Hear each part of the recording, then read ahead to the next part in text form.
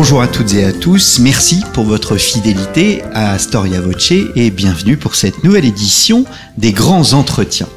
Le 7 janvier 2010, au petit matin, Philippe Séguin disparaissait à la suite d'une crise cardiaque à son domicile. Étonnamment, une immense émotion s'empara aussitôt de la classe politique et de la presse. Un an plus tard, au cours d'un colloque consacré à son père, sa propre fille évoqua l'intensité inattendue de l'émotion par la force de conviction, le refus des compromissions, le respect de l'État et des institutions qui était la marque de son père. Plus frappant encore, le quotidien Le Monde, qui ne l'avait jamais épargné, parla à son endroit de passion. Passion est le mot qui résume le mieux sa vie, disait le quotidien. Passion pour l'État et la vie publique dans tous les mandats et les diverses hautes fonctions qui échurent à cet homme resté gaullien quand son parti avait cessé depuis longtemps d'être gaulliste. Cet homme resté gaullien quand son parti avait cessé depuis longtemps d'être gaulliste. Arnaud Tessier. Bonjour. Bonjour. Merci d'avoir répondu à notre invitation. Vous êtes historien, auteur de nombreux ouvrages. Vous avez consacré plusieurs biographies à des grands personnages de notre histoire. Je pense notamment au Péguy, je pense à Lyautey. Vous avez consacré une partie de vos recherches à un magistral Richelieu. Et vous venez de publier aux éditions Perrin, donc dans la collection Biographie, une étude consacrée à ce personnage, Philippe Séguin. Et vous avez utilisé un sous-titre, Philippe Séguin, le remords de la droite. Et je vous cite, c'est un extrait de votre introduction. Philippe Séguin, assurément, était la mauvaise conscience de la droite. En mourant, il est devenu son remords. Alors, il y a énormément à dire sur ce personnage et peut-être que la première question que je vais vous poser, la plus généraliste qui soit, c'est quelle vision Philippe Séguin avait-il de l'État? Parce qu'il avait un culte de l'État. Oui, il considérait, comme De Gaulle d'ailleurs, quand on lit les mémoires d'espoir de Gaulle, ça commence par ça, et c'est un thème qui revient toujours. Comme De Gaulle, il considérait que l'État était au cœur de la construction française, que l'unité française, c'était pas une question de race, de religion. Enfin, il était très comme dans la ligne de Renan de ce point de vue-là, et il considérait que c'était l'État qui avait fait l'unité de la France. Et en plus, il avait une conception de la société très gaulienne aussi. Il considérait que l'État, c'était pas simplement le gendarme qui assure la bonne circulation des choses.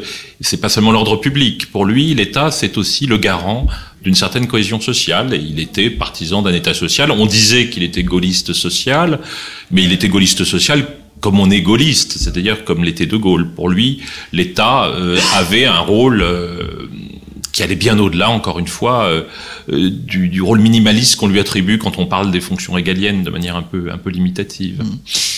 J'ai commencé par sa mort, un peu paradoxalement, mais il y a un paradoxe Séguin dans la mesure où c'est un homme qui, vous le dites dès votre introduction, le 7 janvier 2010, donc ses funérailles furent un événement d'une ampleur paradoxale. Paradoxale parce que c'est un homme qui était un peu en retrait. On discutait avant cette émission de l'image très négative qu'en donnaient les fameux guignols de l'info, d'un homme qui se flagelle, un peu maso, alors que ce n'est pas du tout ça. Non, pas du tout. C'est un homme qui, d'une certaine manière, était victime de la fidélité à ses idées. Et c'est vrai qu'il donnait l'impression toujours d'un destin manqué. Quand on parle de Philippe Séguin, les gens qui se souviennent de lui, qui le connaissent, ont toujours ce sentiment d'une vie finalement qui a été un échec alors qu'elle était pleine de promesses.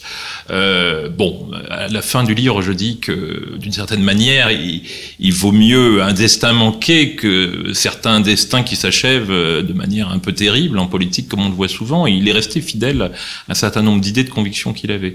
Mais ce contraste effectivement entre l'écho donné à sa mort et les dernières années de sa vie, qui avaient été marquées par un certain nombre de revers politiques, ou en tout cas, effectivement, le sentiment d'un destin manqué m'avait beaucoup frappé. Si je peux rappeler, donner simplement un souvenir personnel. J'étais à l'étranger, j'étais à Naples, très exactement en vacances, et j'ai su la mort de Philippe Séguin très tôt. J'étais sans doute l'un des tout premiers, parce que le conseiller de permanence à l'Élysée qui a appris la mort de Philippe Séguin était un ami, et il m'a téléphoné. Donc je crois avoir été un des tout premiers à le savoir. Et je suis rentré 2-3 jours plus tard, et j'étais là pour l'enterrement qui avait lieu la semaine suivante. Mais ce qui m'a frappé, c'est la presse à l'aéroport. J'ai été saisi par l'immensité de l'Écho, le volume des articles, des pages entières, et je dirais même de bons articles, des articles qui étaient plutôt inspirés et de très bonne qualité. Et c'est là que j'ai réalisé que il y avait quelque chose d'étrange, c'est-à-dire que le sentiment diffus dans les médias, chez les journalistes, chez un certain nombre de personnalités qui interrogeaient à son sujet, le sentiment diffus qu'il venait de se passer quelque chose, qu'un homme était passé en quelque sorte, et que ça allait bien au-delà de cette image un peu de destin manqué. Et cette idée a été confirmée encore par les funérailles de Philippe Séguin, qui d'abord étaient des cérémonies officielles extrêmement importantes aux Invalides. Et puis par l'attitude, l'importance des personnalités politiques qui étaient là, on avait l'impression d'un regret, oui, et d'un remords. Et c'est pour ça que l'expression m'est venue à l'esprit, et elle traduit assez bien cela. C'est l'idée que c'était pas seulement le destin d'un homme qui était manqué, c'était peut-être en partie le destin du milieu politique auquel il appartenait, de sa famille politique, qui sentait que c'était quelqu'un qui n'était pas comme les autres et qu'elle ne retrouverait peut-être pas de sitôt quelqu'un de cette dimension. L'intégrité ? L'intégrité, oui, ça c'est une qualité qui était certaine chez lui. L'intégrité qui allait de pair avec le sentiment du côté fugitif des choses. Au-dessus de la mêlée. Oui, tout à fait, au-dessus de la mêlée. Le souci, l'intégrité intellectuelle, l'intégrité personnelle aussi, précision qui n'est jamais mauvais de donner, et l'intégrité intellectuelle, la fidélité à un certain nombre de convictions. Je ne suis pas en train d'ailleurs de faire une apologie sans nuance. Dans le livre, je ne scelle pas un certain nombre de limites ou de défauts qu'on pouvait observer chez chaque personnage, des faiblesses qu'il a pu avoir, mais quand même l'intégrité qui allait de pair avec une extrême intelligence, une rapidité intellectuelle qui était très remarquable et que je n'ai jamais vu, à dire vrai, chez un autre homme public à un tel degré. Alors, on reviendra sur ses qualités, notamment sur son amour de l'histoire, parce que, comme disait un penseur du début du XXe siècle que je connais assez bien, un homme politique doit connaître son histoire. Mais avant tout, je souhaiterais peut-être préciser, vous avez travaillé avec Philippe Séguin, mais votre livre, comme vous le dites, n'est absolument pas une hagiographie. Vous montrez les limites du personnage. Pour l'écriture du livre, puisque Storia Voce s'attache aux sources, vous avez pu avoir accès à des archives personnelles, J'ai eu accès, j'ai été le premier, je crois, historien à avoir accès aux archives personnelles de Philippe Séguin, qui ont été déposées aux archives nationales par ses enfants. Donc j'ai vu un certain nombre de pièces, avec d'ailleurs une certaine facilité qui me venait que je savais comment il travaillait, donc j'ai surtout cherché, j'ai pas été exhaustif, je pense qu'il y a des secteurs de sa carrière, notamment quand il était ministre des Affaires sociales entre 86 et 88, qui peuvent être beaucoup plus creusés que je ne l'ai fait. J'ai surtout recherché un certain nombre d'éléments, par exemple des éléments manuscrits, des notes de travail. Vous parlez beaucoup des petites feuilles sur lesquelles il écrivait des petits morceaux de papier. Et qui traduisaient sa pensée, des fragments en quelque sorte, des fragments qui traduisaient sa pensée, une certaine stabilité dans les convictions. Et c'est pour ça d'ailleurs que j'ai utilisé comme tête de chapitre un certain nombre de formules qui, à mon avis, résument tout à fait le personnage et qui sont vraiment de lui. J'ai appris très tôt que de toute façon, tout était précaire. Voilà. Oui, c'est l'enfant de Tunisie qui rejoint la métropole et qui finalement n'a jamais été attaché. Par exemple, il n'avait pas de biens immobiliers, Philippe Séguin. Il aurait pu avoir des biens immobiliers. Il était toujours dans la mentalité de celui qui est parti un jour de chez lui. Avec 2 valises. Voilà, et qui était peut-être appelé à repartir. Enfin, il y avait quelque chose il y avait ce sentiment effectivement de la fragilité des choses chez lui qui était assez touchant, qu'on sentait quand on le connaissait. C'est pour ça que le fait de l'avoir approché, d'avoir travaillé à 2 moments de mon existence avec lui m'a aidé, mais en même temps, j'ai essayé de remettre une distance à partir des archives, à partir de documents divers. J'ai essayé de remettre une distance avec lui pour essayer de comprendre mieux, de mettre une sorte de distance qui permet de comprendre la psychologie de l'homme, et ce sentiment de la précarité des choses est très, très net chez lui, oui.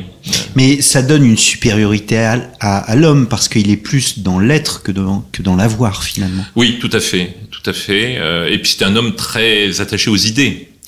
C'était un homme c'était très étrange parce qu'il était très conceptuel. Il était capable de conceptualiser énormément la politique, l'engagement politique, la vision de la France, avec quelquefois des formules qui étaient très, très pugnaces.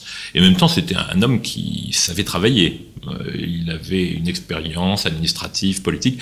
Techniquement, il était extrêmement, on dirait aujourd'hui, performant. Il n'était pas question de ne pas être à la hauteur, parce que il savait étudier un dossier, il comprenait tout avant tout le monde. Et donc, ce qui m'a toujours frappé chez lui, c'est à la fois cette capacité conceptuelle, ce goût de l'histoire, effectivement, cette passion pour l'histoire, le respect aussi pour les historiens, et en même temps cette grande capacité à comprendre tous les aspects techniques d'une question. Je n'ai pas travaillé avec lui quand il était ministre des Affaires sociales, mais je pense et je sais que c'était un patron redoutable pour cette raison, parce qu'il était à la fois très politique et très technique, donc les collaborateurs pouvaient pas... Et très colérique. Ah oui, ça oui, il était effectivement, c'était quelqu'un qui s'emportait facilement et qui n'en était que plus impressionnant parce qu'il avait un physique, une sorte de, il était massif, grand, ouais. Il était grand, gros. Alors le format a varié au cours de son existence, mais il était toujours physiquement impressionnant, même quand on le connaissait bien. Il était impressionnant. Alors commençons par le commencement, ses origines. Vous avez déjà parlé de la Tunisie. Enfin, à la fois son père, qu'il a très peu connu, et sa mère joue un rôle absolument majeur dans la formation du jeune garçon. Oui, il est orphelin très vite. Il n'a pas connu son père en réalité, puisque son père a été tué dans les combats pour la libération de la France.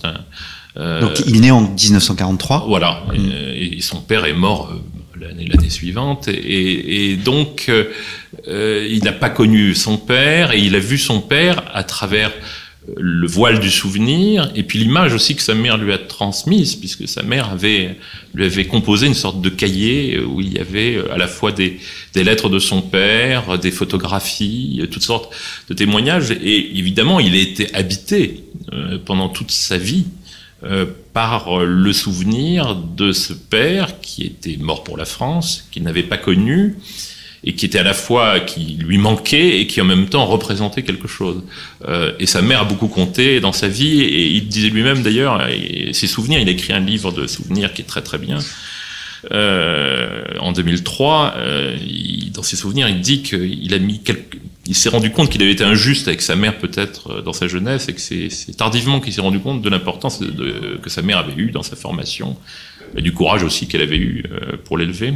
Et c'est assez frappant là aussi, cette sorte de retour sur le passé. Quand il est interviewé en juillet 2003, dans la une de l'actualité, on lui demande s'il a été un enfant heureux. Il répond jusqu'à 11 ans oui. L'adolescence ensuite a posé plus de problèmes. Tout à fait, et c'est des choses d'ailleurs qu'il ne disait pas, dont il ne parlait pas spontanément. Et d'ailleurs, il est extrêmement difficile de savoir ce qu'il met derrière cela. Je pense qu'il y a eu le côté déracinement, même s'il était fasciné par la France. Sa terre natale, c'était la Tunisie. Il lui restait attaché jusqu'à la fin de sa vie. Il y allait régulièrement. Il aimait beaucoup la Tunisie, vraiment beaucoup. Il disait que c'était son autre patrie. Il aimait beaucoup la France aussi, mais quand il est arrivé en France adolescent, pour lui, la France, pour rejoindre sa mère qui s'était remariée, et pour faire ses études, poursuivre ses études, quand il est arrivé en France, la France, c'était une idée qu'il avait découverte à travers les livres, à travers des images, et puis aussi à travers, là encore, le voile un peu tremblé du souvenir de son père, qu'il n'avait pas connu, mais qui incarnait la guerre, et puis cet effort collectif oublié aujourd'hui, et qu'a fait la France pour terminer la guerre dans le camp des vainqueurs. Alors cette question est très importante parce que il s'élèvera régulièrement contre l'idée de repentance et du fait que on oublie particulièrement tous ces hommes qui se sont battus, notamment à partir de la Tunisie, contre l'occupant. Ça, c'est quelque chose qui l'a beaucoup agité, notamment à partir du milieu des années 90, lorsque, pour être très clair, notamment au moment du discours de Jacques Chirac au Veldiv, de l'affaire Papon, il a eu le sentiment, il l'a dit d'ailleurs avec une netteté extrême qui n'a pas été appréciée par tout le monde dans sa propre famille politique, il a dit que on était en train en réalité, à travers le procès de Vichy et des Français sous l'occupation, de faire le procès du gaullisme, et il disait on est en train... Je me souviens très bien, il avait cette formule qui revenait toujours. Il disait De Gaulle a fait en sorte que la France termine la guerre dans le camp des vainqueurs malgré l'humiliation de 1940. Et il disait c'est pas simplement une invention idéologique. Il disait les Français se sont battus pour la libération du territoire. Et il parlait de choses qui lui étaient proches parce que son père était mort dans ces combats. Les Français, il y a beaucoup de Français qui sont battus en 44-45, et sans compter évidemment les combats qui ont eu lieu pendant l'occupation, la France libre, la résistance, mais les combats militaires qui ont eu lieu pendant l'occupation, il avait l'impression que tout ça a été effacé au profit d'une sorte alors pour le coup de masochisme collectif qui n'était pas le sien. Alors, il y a cette idée d'incarnation est très importante. Il y aura une autre idée importante, c'est qu'il va, comme beaucoup de ses contemporains, être marqué par l'instabilité de la Quatrième République. Donc, départ de la Tunisie. Et je le cite, mes grands-parents ont quitté la Tunisie dans de très mauvaises conditions. Ils sont partis littéralement avec 2 valises. Mon grand-père a dû chercher du travail à son arrivée en France, à plus de 70 ans. Tout cela a été très dur et m'a beaucoup marqué. Mes grands-parents ont eu une fin de vie qui n'était pas digne, non, vraiment pas digne. Et c'est un coup de fouet, c'est-à-dire que là, c'est une réalité politique que de voir cette instabilité de la quatrième.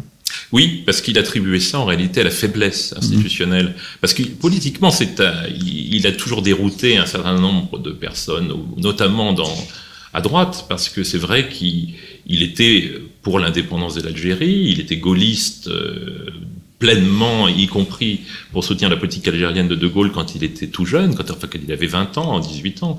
Mais en même temps, il avait un regard très lucide sur ce qu'avait été la colonisation, la décolonisation.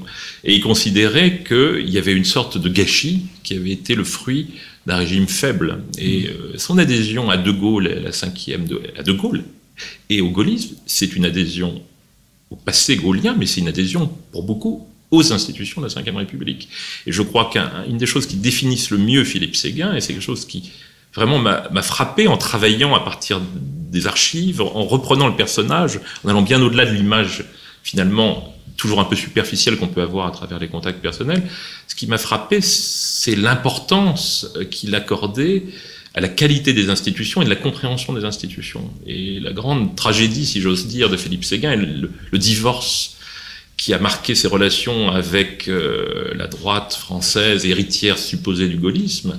C'est le sentiment qu'il a eu assez tôt, disons début des années 90 et puis de plus en plus ensuite, que l'héritage que le sens de la Ve République était perdu, que l'héritage des institutions gaulliennes était trahi, et que le gaullisme perdait toute substance pour devenir une sorte de mouvement politique, la droite et le centre, en quelque sorte, c'est une chose informe. Et ça, il l'a vu venir assez tôt, et c'est assez frappant de voir qu'il a été assez prophète de ce point de vue-là. Il y a un sentiment de solitude chez cet homme. C'est un homme solitaire. Oui, il était solitaire. Il était solitaire même d'un point de vue familial. Oui, tout à fait. Il n'aimait pas être seul, d'une certaine manière. Il avait besoin, parce qu'il aimait l'action, il aimait parler, il aimait avoir des échanges, même s'il était capable de s'enfermer par moments dans un mutisme obstiné. Ténébreux. Voilà. Et en même temps, il était très solitaire, très solitaire. Il était très différent, par exemple, pour prendre un homme politique avec qui il a fait un bout de chemin, mais qui était très différent de tempérament, qui était Charles Pasqua.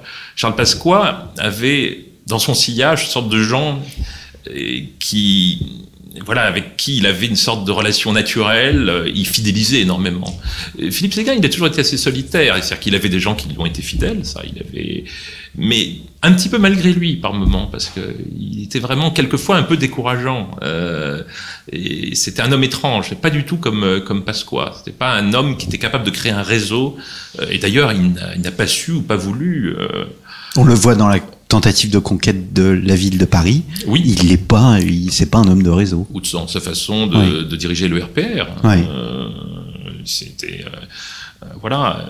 Il y a un détail qui était amusant, c'est que quelquefois, quand il était président de l'Assemblée nationale, pour aller à un colloque qu'il devait ouvrir et qui était de l'autre côté de la rue, quelquefois il y allait en voiture parce qu'il n'avait pas envie de croiser certains parlementaires et de leur faire un brin de conversation, parce qu'il n'était pas d'humeur, parce qu'il n'aimait pas ça dans le fond. Et en même temps, on le voyait quelquefois, il était capable d'emballer littéralement, s'il voulait faire l'effort, des gens pour qui n'avaient pas forcément une sorte d'emballement naturel, mais parce qu'il était d'humeur à le faire. Donc il avait un caractère compliqué, solitaire, et en même temps, il est arrivé quand même à avoir toujours des gens qui le suivaient, qui étaient fidèles, parce qu'il avait cette sorte de force de conviction, et puis cette grande intelligence, et un brillant intellectuel qui était très frappant, et cette intégrité aussi.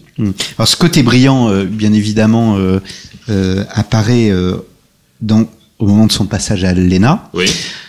Et c'est là où il prend systématiquement un contre-courant. On l'attendrait dans une critique de l'ENA, mais pas du tout. C'est un homme qui estime que l'ENA est une école, c'est la méritocratie et c'est l'incarnation de l'État. Oui, c'est un homme qui ne considérait pas que pour trouver une institution nécessaire, il était indispensable de l'aimer ou de la trouver aimable. Je crois qu'il n'a pas aimé beaucoup la scolarité à l'ENA, comme d'ailleurs peu d'élèves de l'ENA. C'est pas une scolarité qui laisse des souvenirs impérissables, parce que c'est une scolarité un peu dure, avec une compétition difficile. Mais lui, il estimait que c'était la règle du jeu, parce qu'il était effectivement très attaché au concours, au recrutement par le mérite, et puis parce qu'il en avait bénéficié. Il disait, je suis une petite chose, arrivé d'Aix-en-Provence. Je crois que c'était le premier ou un des tout premiers élèves de l'Institut d'études politiques d'Aix-en-Provence à être reçu à l'ENA. Et il était issu quand même d'un milieu modeste, il connaissait personne, il n'avait pas de réseau, et donc il estimait que l'ENA, c'était une institution qui lui avait permis d'accéder à un niveau de responsabilité très tôt, très vite. Et donc il était assez équitable, il considérait que oui, il connaissait les défauts de cette institution, mais il n'aimait pas qu'on l'attaque, parce qu'il disait que c'était toujours pour de mauvaises raisons. Il assume totalement le fait que ça soit la promotion Robespierre. Oui, ça le faisait sourire. Il disait, ma promotion s'appelait Robespierre, avec un grand rire. Oui, il l'assumait, parce qu'il disait qu'il valait mieux le nom de quelqu'un qui évoquait quelque chose qu'un nom fade ou sans relief. Alors il a et vous le présentez dans votre ouvrage à ce moment-là, il tire de cette scolarité une forme de gravité, et c'est vrai que pour les personnes de ma génération des années 70, on l'a toujours vu comme un personnage grave. On sentait dans son regard, dans sa façon de s'exprimer, que les choses étaient suspendues et que on entendait non pas un professeur, plus qu'un professeur en fait. Oui, c'est très juste. C'est très juste, et ça, c'est quelque chose qui m'est apparu en travaillant sur lui. C'est pour ça que c'est intéressant d'essayer d'avoir justement un regard historique et de mettre une distance avec le personnage, parce que j'ai vu des photos que je ne connaissais pas de Philippe Séguin, jeune homme. Notamment, je me souviens d'avoir vu une photo, il y en a peu, une photo où il est en voiture avec des amis. Il a l'air plein de gaieté. Et je me souviens en particulier d'une photo, je n'ai jamais vu cette expression sur son visage, et j'ai l'impression que ce sourire s'est effacé à partir d'un certain moment. Et l'interprétation que j'en ai faite, à partir éventuellement d'ailleurs de témoignages que j'ai pu recueillir, et puis d'une analyse du personnage et de son parcours, c'est qu'à un moment, oui, où il a revêtu une certaine gravité, et où il est parti dans une sorte de course d'obstacles. Et d'ailleurs, il dit lui-même, dans ses souvenirs, à un moment donné, que pour lui, il y avait toujours, après une première étape, il y avait l'étape d'après, qui courait toujours après quelque chose qui n'était pas le pouvoir pour le pouvoir, mais qui était une sorte de destin qu'il devait accomplir. Et puis je crois que comme il était très intelligent et il avait un très bon esprit d'analyse, il a été oppressé assez vite par le sentiment quand même que les choses se dégradaient, que les institutions se dégradaient, que le milieu politique auquel il appartenait, auquel il entendait rester loyal, se dégradait, et ça, il le ressentait presque physiquement. Et ça, comme il était très expressif, ça se voyait. Alors là, l'historien recoupe ses analyses avec les souvenirs. Ça se voyait à sa façon de réagir physiquement à certaines choses. Alors, puisque vous parlez de physique, enfin, il prenait absolument pas soin de sa santé. Il était aussi peu exigeant sur sa santé qu'il était exigeant dans son travail, en fait. Alors, il y a eu des moments où il était plus soucieux de sa santé, de son apparence, notamment quand il était président de l'Assemblée nationale, où il avait fait un très gros effort. Il avait essayé d'arrêter de fumer, il avait essayé de mincir, ce qui d'ailleurs n'allait pas forcément ensemble. Il avait d'ailleurs minci. Il y a des périodes où il s'habillait mieux que d'autres. J'aime beaucoup la photo de la couverture du livre, parce que c'est une photo qui était prise, je pense, en 1990. Il est bien habillé, et puis c'est bien lui, son expression, une certaine gravité d'ailleurs.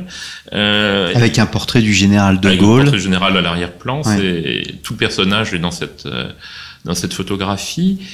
Donc, mais simplement, d'abord, c'est un homme extrêmement stressé, qui ressentait physiquement, encore une fois, un peu tout. Il était angoissé par le fait que les choses n'étaient pas parfaites, que ses collaborateurs n'allaient pas assez vite par rapport à sa propre mécanique personnelle. Il était toujours dans une sorte de pression psychologique. Et je pense que ce régime de vie qui était mauvais et qui très certainement a causé sa mort assez jeune quand même. 67 ans. Il avait 66 ans. En fait, il allait avoir 67 ans 3 mois plus tard. Je pense que c'est le fruit d'une sorte de vie très active et très stressante, d'insatisfaction permanente. Il compensait d'une certaine manière. C'était pas quelqu'un, par exemple, c'était pas une fine gueule, comme on dit. C'était pas quelqu'un qui était gastronome, qui aimait le bon vin du tout.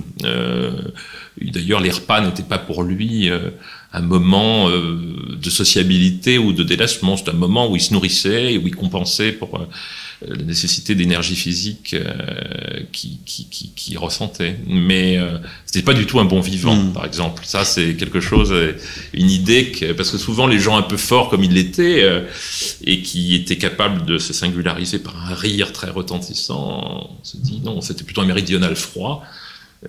Et assez janséniste d'une certaine manière sur le plan de ce plan-là.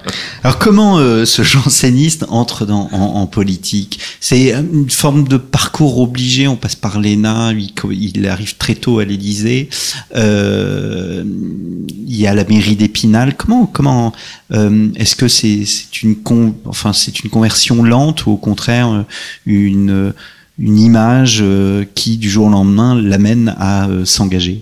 Il a toujours été un peu ambigu là-dessus, c'est-à-dire il combattait un peu l'idée qu'il avait une ambition très forte de faire de la politique, mais quand même, on sent, d'abord il est un peu paradoxal parce qu'on voit bien certains signes, certains même propos qu'il a tenus, qu'il était très ambitieux. On sent qu'il y a un besoin d'action. Alors, quand il sort de l'ENA, il sort dans un bon rang, il prend la Cour des comptes, qui est une maison qu'il aime bien, et qu'il aimera bien, et qu'il retrouvera à la fin de sa vie en devenant premier président. Mais enfin, la Cour des comptes, c'est pas un endroit où il se voyait rester des années. Il avait besoin d'être en contact avec le pouvoir, c'est pour ça qu'il... Oui, il était attiré par la politique. En même temps, il n'avait pas de réseau. Il n'était pas particulièrement doué pour s'en faire. Son caractère difficile et exigeant a été très vite connu dans le milieu politique, mais en même temps, sa très grande intelligence aussi. Donc, il a dû faire avec ça. Et donc, il lui a fallu beaucoup de volonté. Oui, je pense qu'il avait envie de faire la politique, qu'il aimait la politique, qu'il l'a toujours aimé. Il ne l'aimait pas par goût du pouvoir et de ses pompes, parce que sinon il aurait agi différemment à certains moments de sa carrière. Mais il pensait quand même qu'il avait une étoile et qu'il avait un rôle à jouer, ça c'est certain. Alors l'étoile est à son zénith, hein, nous faisons un bond dans le temps au moment du traité de Maastricht qui est extrêmement important pour l'histoire de France. La première chose que j'ai envie de dire, c'est que cet homme a finalement réussi à rendre populaire un sujet ultra technique. Parce que j'ai le souvenir que au début on parlait du traité de Maastricht et peu à peu les opposants se montaient au créneau et des éditeurs ont commencé à éditer le traité de Maastricht afin de permettre aux gens, à la population de se faire sa propre idée. Or, enfin, tout oppose finalement les aspirations politiques des gens à un sujet extrêmement technique. Oui, et puis en plus, il n'y avait que des coups à prendre politiquement, parce que c'était un sujet qui divisait beaucoup à droite et à gauche, mais où quand même l'idée générale, c'était qu'on allait laisser filer. D'ailleurs, François Mitterrand n'avait pas du tout envisagé de faire un référendum au départ, et c'est Philippe Séguin qui, très tôt, a compris que ce traité était très important, parce qu'il allait engager la France dans une évolution irréversible, difficilement réversible, comme d'ailleurs l'avenir l'a montré, sur des principes absolument fondamentaux. C'était pas la poursuite de la construction européenne, c'était une étape radicalement différente de ce qui avait précédé, la création de l'Union européenne, tout le train de réforme et de transformation que le traité de Maastricht a lancé, transformait complètement la nature de la construction européenne, et était une rupture complète avec la vision qu'on avait pu avoir jusque-là. C'était vraiment le chemin du fédéralisme. Il avait le sentiment, alors d'abord, il réprouvait un certain nombre de ces évolutions dont il sentait que, par exemple, la conception de l'union monétaire lui paraissait dangereuse. Et puis, en plus, il considérait que ce n'était pas démocratique de faire ratifier ce traité dans un coin sans que les Français aient eu à se prononcer sur un sujet aussi considérable. Et ça, il a fait un travail pédagogique énorme, ingrat, parce qu'il s'est mis quand même dans une situation porte-à-faux par rapport à Jacques Chirac, par rapport au RPR, et c'est son énergie personnelle et son effort d'explication pédagogique, qui a commencé avec le fameux discours qu'il a prononcé à l'Assemblée nationale au printemps 92, qui l'a contraint en quelque sorte le milieu politique à se saisir du sujet, qu'il a contraint, ou en tout cas qu'il a incité François Mitterrand à choisir la voie du référendum. Puis ensuite, il a pris son bâton et il est allé à travers la France, Philippe Séguin, pour expliquer aux gens ce que c'était Maastricht. Et ça a été quand même assez extraordinaire, parce que le référendum a été l'occasion d'un vrai débat, et vous avez tout à fait raison, les éditeurs, on a publié des livres qu'on n'aurait même pas eu l'idée, on a publié le traité. Il y a eu un vrai débat, il y a eu du monde dans ces débats en province. Il n'était pas très soutenu. Lui-même a dirigé la publication d'un livre qui est extrêmement technique, oui, avec des universitaires, avec Marie-France Garot. Ouais. Et puis, il a retrouvé un petit peu, il avait reçu une formation pour être instituteur quand il était tout jeune, et il a retrouvé ces vertus pédagogiques qu'il avait, et qui venaient de sa façon de s'exprimer. Parce que c'est un orateur. Voilà, c'est un orateur, et puis quelqu'un qui était très clair, qui était capable d'être très pédagogique dans ses formulations, dans le rythme de la phrase. On sentait qu'il avait ce talent. Et puis tout de même, donc le référendum a eu lieu, avec une participation très importante, et le non a failli passer. Donc, 1%, oui. Il a failli changer d'une certaine manière le cours de l'histoire. Et c'est vraiment lui. Ça, je pense quand même que c'est quelque chose qu'il faut dire. Et certes, il avait une équipe, il y a des gens qui l'ont aidé, il avait des collaborateurs qui l'ont aidé, qui ont beaucoup contribué à la production intellectuelle, mais c'est vraiment lui. Et d'ailleurs, là aussi, c'est une phrase qu'il a notée sur un papier, une feuille volante. Il disait « c'est l'affaire de ma vie ». C'est vraiment lui, et c'était quelque chose qu'il avait pris littéralement aux tripes. Et c'est là qu'on voit que c'était pas un homme politique comme les autres. Surtout qu'il y a un moment où il aurait dû comprendre, ou alors il a fait semblant de ne pas comprendre, que c'était pas une bonne stratégie s'il voulait être dans les petits papiers de Jacques Chirac, des cadres dirigeants du RPR, ou de la droite en général, qui considéraient que c'était un sujet à ne surtout pas soulever. C'est au cours de cette période que j'eus enfin, le sentiment de faire de la politique. C'est la réhabilitation du politique sur un sujet technique contre une désincarnation de la politique qui est l'Europe. Mais il voulait montrer que derrière le détail technique du traité, il y avait des engagements énormes et que le rôle de la France, le destin de la France en Europe prenait un autre tour, avec toutes sortes d'ambiguïtés, de questions qui allaient rester en suspens, et qui étaient autant de bombes à retardement. Il a été beaucoup critiqué au moment du débat avec François Mitterrand pour ne pas avoir été à la hauteur. Oui, il le ressentait douloureusement d'ailleurs, parce que... Il y avait eu un grand débat qui était organisé dans l'amphithéâtre de la Sorbonne, où il y avait plusieurs intervenants, et lui, il terminait la soirée. Avec un débat avec François Mitterrand direct. C'est François Mitterrand d'ailleurs qui l'avait choisi en quelque sorte comme interlocuteur, avec une habileté consommée, parce qu'il avait choisi d'abord l'homme qui avait été le plus en pointe sur le débat, un homme... que François Mitterrand respectait très certainement, qu'il avait connu quand il était ministre des Affaires sociales pendant la première cohabitation. Et François Mitterrand, assez diaboliquement, avait compris que c'était un homme qui avait un tel respect des institutions et de la fonction présidentielle qu'il pourrait en jouer. Et puis il y a eu un autre aspect qui a déstabilisé Philippe Séguin, ça il le racontait, c'est qu'il avait entrevu, en arrivant sur le plateau, un véritable hôpital de campagne. Le débat sur le plateau a été retardé parce que François Mitterrand ne revenait pas. Il a compris qu'il se passait quelque chose et que le président n'était pas dans son état physique normal, et ça l'a déstabilisé aussi. Donc la conjonction, une double pression psychologique, une qui était médicale, si j'ose dire, et puis une pression institutionnelle.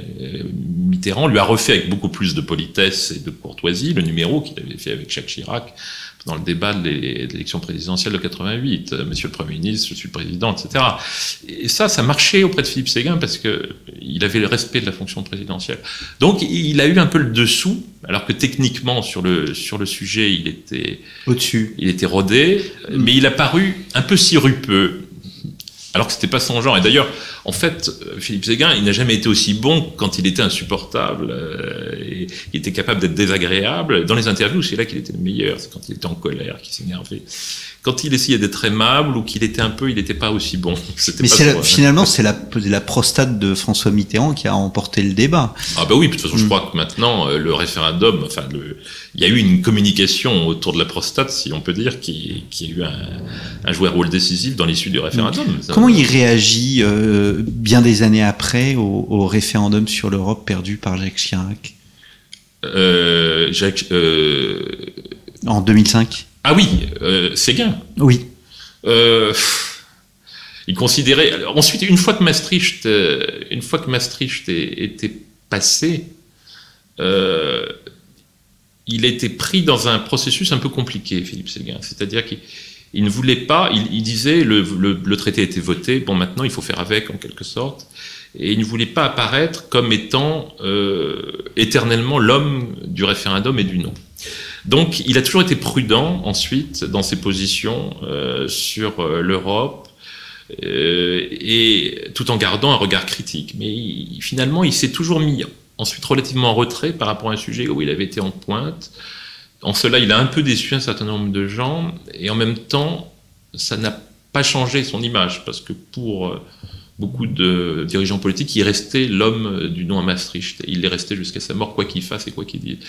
C'est assez curieux, je pense que c'est une forme là aussi d'intégrité intellectuelle, et puis je pense qu'il avait aussi une sorte d'angoisse qui était celle d'être un peu marginalisé, un peu comme l'avait été Michel Debré, c'est-à-dire qu'on fasse de lui une sorte de gaulliste historique, un peu rabâcheur et ronchon, et il avait peur d'être enfermé dans ce rôle. Donc, c'est pas forcément sur le sujet européen qui s'est remis en pointe ensuite. C'est sur d'autres sujets symboliques ou pratiques, comme les institutions, ou l'histoire, la repentance, voilà. C'est là qu'il est monté au créneau plus que sur l'Europe ensuite. Alors en 1995, Jacques Chirac est élu, il n'est pas choisi, et vous dites que Chirac lui propose la mairie de Paris et de se battre pour Paris, et là, il fait l'erreur de sa vie, c'est ce que vous dites, en refusant. Alors lui-même dit que Chirac lui a proposé d'une manière un peu comme ça, et ce qu'il lui a proposé vraiment, c'est une chose dont on ne sera peut-être jamais... mais enfin, en tout cas, il n'a pas saisi la balle au bon, et oui, il a eu tort, parce que... il pouvait la gagner. Ah oui, là, puisque la succession de Jacques Chirac était ouverte, il n'y a pas eu encore... La succession de Jacques Chirac était ouverte, et quand on voit ce qu'un homme comme Philippe Séguin, son énergie a pu faire dans une ville de 40 000 habitants, on se dit qu'à la tête d'une ville comme Paris, avec les moyens qu'il aurait eu et cette sorte d'activisme incroyable qu'il déployait. C'était un hyperactif. D'abord, il aurait fait des choses très importantes à Paris. Et puis, ça lui aurait donné une tribune, une position politique beaucoup plus claire. C'est peut-être la raison pour laquelle, d'ailleurs, c'est une proposition qui lui a été faite d'une manière un peu fausse, parce que on a vu ensuite quand même que Paris a toujours fait peur aux dirigeants de la droite.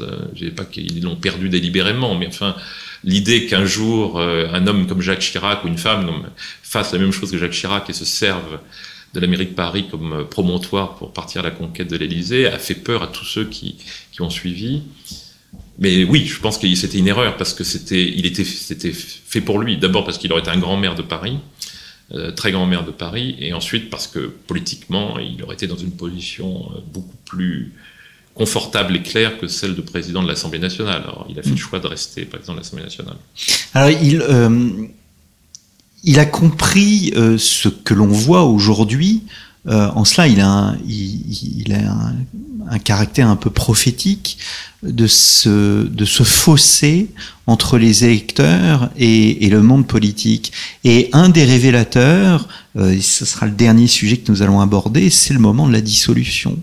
97, oui. Et son analyse, encore, elle est institutionnelle. Et vous présentez très bien dans votre ouvrage la conversation qu'il a avec Chirac.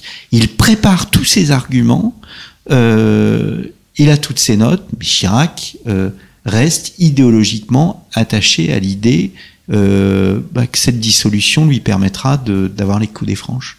Oui, Jacques Chirac s'était laissé convaincre, alors c'est toute une histoire, l'histoire de la dissolution, s'était laissé convaincre que tactiquement, c'était un coup habile de convoquer les électeurs un an plus tôt que prévu, parce que, d'abord, c'est un jeu avec la dissolution, on prend de court ses adversaires, et ensuite parce qu'il savait que, en raison notamment des contraintes européennes, le contexte économique et financier et budgétaire allait devenir plus difficile. Donc c'est un calcul un peu technique, et ce qui a exaspéré Philippe Séguin, c'est que c'était une erreur à ses yeux double. D'abord, c'était contraire totalement à l'esprit des institutions. La dissolution de confort n'existe pas dans la 5e République, c'est fait pour résoudre une crise, et une crise grave. Et le deuxième, on connaît d'ailleurs l'exemple célèbre de 68, de Gaulle, et le deuxième raison, c'est que pour lui c'était une erreur politique, parce que Alain Juppé était quand même devenu déjà très impopulaire, d'ailleurs il payait le prix un petit peu, il faut bien le dire, d'une volonté de réforme qui avait marqué les débuts du septennat de Jacques Chirac, qui était assez courageuse. Mais enfin, il était devenu très impopulaire, Alain Juppé. Donc Séguin disait, mais enfin, dire aux électeurs, on va vous faire voter un an plus tôt que prévu, et c'est pour vous remettre Alain Juppé pendant 5 ans, il disait, ça va pas marcher. Et il s'en est rendu compte, parce que quand il a fait son boulot, il est allé faire campagne pour les législatives en défendant la majorité en place. Mais il disait que les électeurs d'Épinal, les électeurs vosgiens, disaient, mais monsieur le député, monsieur le ministre, monsieur le maire, pourquoi on nous fait voter à quoi rime cette élection? Et il disait, je ne sais pas quoi leur répondre. Donc il était révolté parce qu'il pensait que c'était un calcul perdu d'avance qui allait faire d'un dommage considérable aux institutions. Et c'est là, je pense, qu'il y a vraiment une fracture profonde et qu'il a compris que la Ve République dérivait complètement de son lit, comme d'ailleurs l'a formulé dans une belle lettre qu'il lui a adressée Valéry Giscard d'Estaing au moment où il a pris la présidence du RPR. Il vous appartient de remettre les institutions de la 5e dans leur axe. Alors, nous arrivons au terme de cette émission, Arnaud Tessier. Dans la conclusion, vous mettez une de ces fameuses citations, de Philippe Séguin sur les petits papiers, faut-il se résigner? Point d'interrogation. Est-ce que finalement tout ne va pas très mal?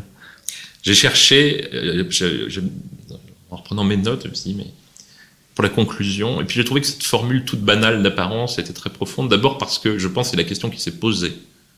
Parce qu'à la fin de sa vie, dont il ne savait pas que sa mort était proche, mais enfin, il était premier président de la Cour des comptes, il s'était attaché avec beaucoup d'énergie à réformer la Cour des comptes, parce que dès qu'il était quelque part, il fallait qu'il réforme l'institution, qu'il la mette en avant, c'est ce qu'il faisait. Mais enfin, il s'embêtait quand même. Il avait la passion de la politique qui lui tenait au corps, et en même temps, il était physiquement un peu épuisé, et puis sans doute un peu désabusé quand même.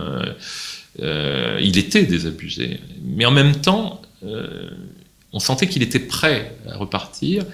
Et là, là aussi, c'est un souvenir personnel qui rejoint le travail historique et que j'ai réinterprété après coup. Je l'ai eu au téléphone peu de temps avant sa mort. Il avait le souffle court, je sentais qu'il était fatigué, mais en même temps, j'ai senti à une ou deux allusions, un ou deux propos, qu'il songeait, il voyait bien que ça n'allait pas, il savait qu'il pouvait être un recours.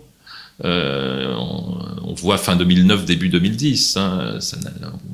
Il savait qu'il pouvait être un recours, et je pense qu'il y pensait, qu'il en avait envie, mais voilà, faut-il se résigner? Je pense que c'est la question qui s'est posée, et puis c'est la question qu'à travers son existence, c'est ce qu'il a fait, et puis cette photographie de couverture là, où il a l'air à la fois lassé et en même temps méditatif, c'est la question qui nous pose: est-ce qu'il faut se résigner? Est-ce que vraiment l'histoire est finie? Est-ce que la France, c'est fini? Est-ce que, parce que vous dites dans votre conclusion, Philippe Séguin l'a compris très tôt, les Français n'ont jamais voulu être gouvernés au centre. Ils n'ont jamais voulu de ce qu'il appelait le centrisme éternel. Qu'aurait-il dit avec l'arrivée d'Emmanuel Macron à la présidence? Emmanuel Macron qui souhaite et qui montre une volonté d'incarner, et ça transpire à travers tout votre livre, cette idée d'incarnation des institutions, elle est extrêmement importante chez Philippe Séguin. Est-ce qu'il aurait été séduit par cette incarnation tout en étant énervé par la fameuse phrase, mais en même temps un coup à gauche, un coup à droite? Difficile de faire parler les morts. J'ai mon opinion sur le connaissant, ayant travaillé beaucoup sur lui. J'ai une idée de ce qu'il penserait, mais je ne veux pas le formuler. Je voudrais simplement, parce que bon, ce serait aller trop loin. Par contre, je voudrais quand même rappeler ce qu'il disait, qui était très gaullien d'ailleurs, pour le coup, très authentiquement gaullien. Il disait, le gaullisme, c'est pas dire que la droite et la gauche n'existent pas. Il y a une droite et il y a une gauche. Et c'est pour ça qu'il avait fait le choix. Il n'était pas d'accord avec tout. Il trouvait que le mouvement gaulliste était devenu trop droitier dans un certain sens. Enfin, il était resté fidèle à sa famille politique jusqu'à ce qu'elle se dilue avec l'UMP dans une sorte de mayonnaise de mauvaise qualité. Et il disait, il y a une droite et il y a une gauche. Mais gouverner un pays, notamment quand on dirige l'État, c'est regarder au-dessus. Mais c'est pas nier la réalité. Il y a une droite, il y a une gauche, mais De Gaulle, il regardait au-dessus. Et c'est très différent. C'est très différent. Et donc, pour Séguin, il fallait qu'il y ait une droite et qu'il y ait une gauche, et qu'il y ait un débat politique clair, comme il a voulu qu'il y ait un débat politique clair sur Maastricht. Même si, évidemment, il dépassait les clivages droite-gauche. Merci. Je ne sais pas si j'ai répondu, mais... Oui. Merci beaucoup, Arnaud Tessier. Donc, Philippe Séguin, Les remords de la droite, chez... l'éditeur partenaire de Storia Voce, Perrin, dans la collection Biographie, un ouvrage à lire pour mieux comprendre cette tranche à la fois de la 4e et la 5e République, ce personnage étonnant. Philippe Séguin, merci beaucoup, chers auditeurs. Je remercie, comme d'habitude, Georges à la technique, et je vous donne rendez-vous la semaine prochaine pour une nouvelle édition des Grands Entretiens.